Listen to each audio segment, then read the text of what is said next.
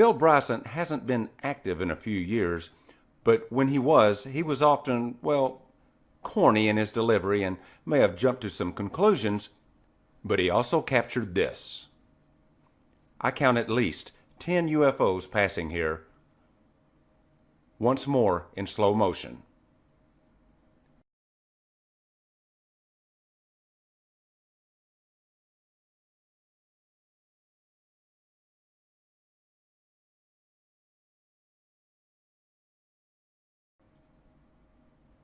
From the United States East Coast, William Duran used a 12.5-inch telescope to capture something incredible. And that object exited that crater, shifted directions at about a 45-degree angle, and then followed the curvature of the moon away from us.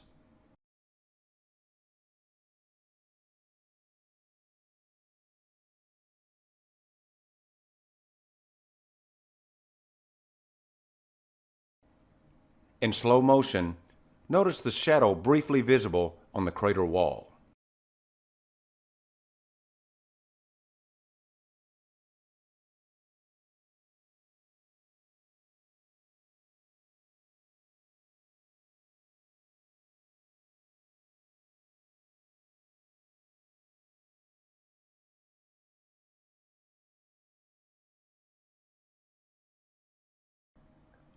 Crow 777 is the guy who first showed us the mysterious moon wave phenomenon.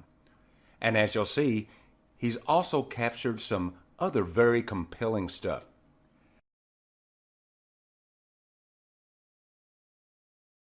This guy is thorough, making certain his findings aren't mundane by checking things such as known satellite patterns, and he even has other astronomers more than 500 miles away comparing what they're seeing simultaneously. Take a listen to Crow 777.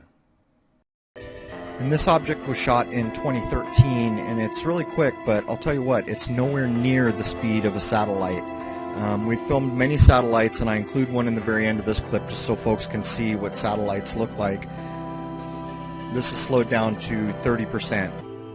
Okay, this is a smaller object coming in at the right here. This was shot in 2014. And again, you can see the halo. It's really heavy on the upper side of this. It's not even at all.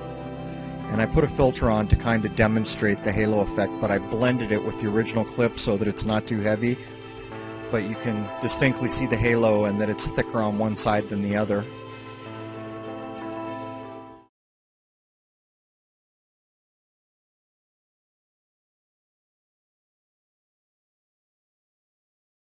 This aircraft was using extremely high voltages, and the voltages would ionize the air around the vehicle so much that it would start producing X-ray photons. Something that was described by Michele-Cuvieri in his 1994 paper on warp drive, the creation of a warp drive that would not violate general relativity.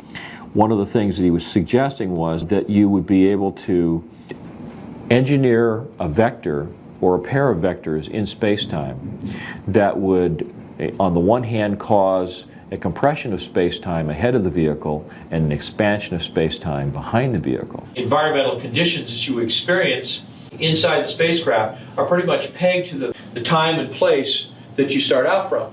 So you don't have any sense of g-forces or being moved around. You don't have any sense of acceleration because the entire pocket of space-time that you're encapsulated in is being accelerated by the vectors that are created around the system.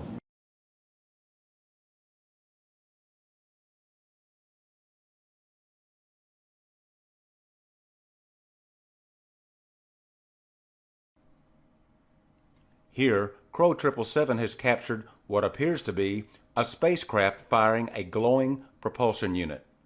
He describes how the craft responds accordingly when this set of 3 thrusters fire. Whatever this is, it's an incredible catch. And he's got a lot more to offer, so make sure to visit Crow 777.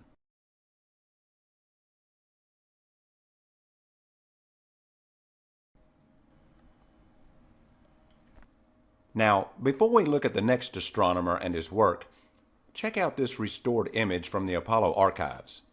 Brett Shepard is an amazing talent and friend who has a great story we'll cover further in another presentation. But in this image, he's truly helping us to see what is being hidden in plain sight. It's important that you see this. It will help you to rationalize what you're going to see next. Bruce Swartz, aka Bruce Sees All, is dedicated to busting this thing wide open for the rightful sake of humanity. Bruce is finding ways to cut through the filters many of us believe are keeping us from seeing the true surface of the moon. He's using 3D imagery techniques to essentially map out what he claims are artificial surface structures.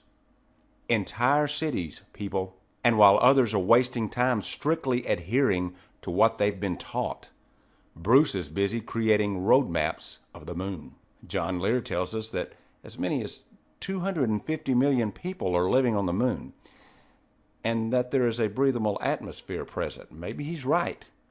And you heard right, he said people. But keep in mind, if they're not born on Earth, they are still considered extraterrestrials. They're not one of us. Beware.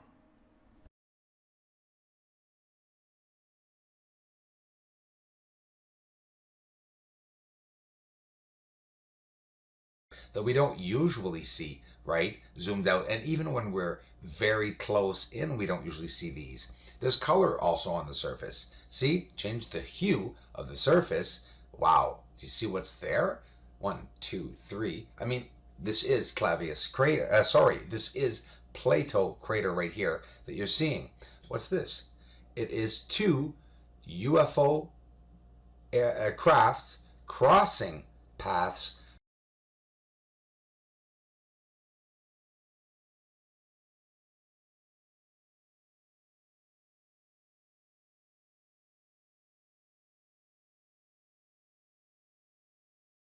The fact that it's going through clouds is astonishing me.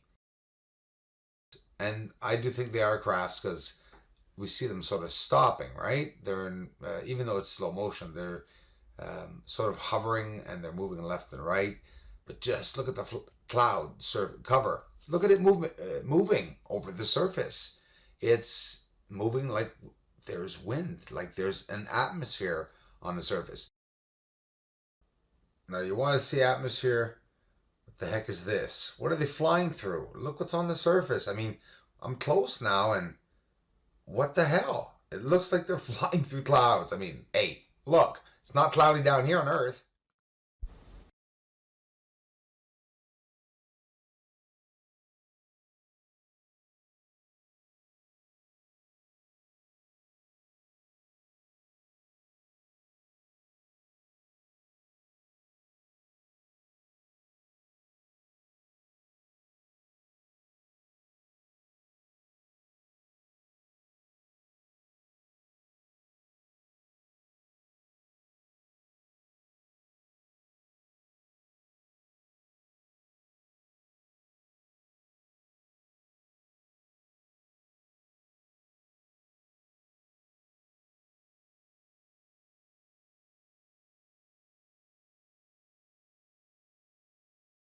Now you're going to witness 2 UFOs, maybe 3. One looks like his shadow's on the ground, that close. If not, there's 3 here.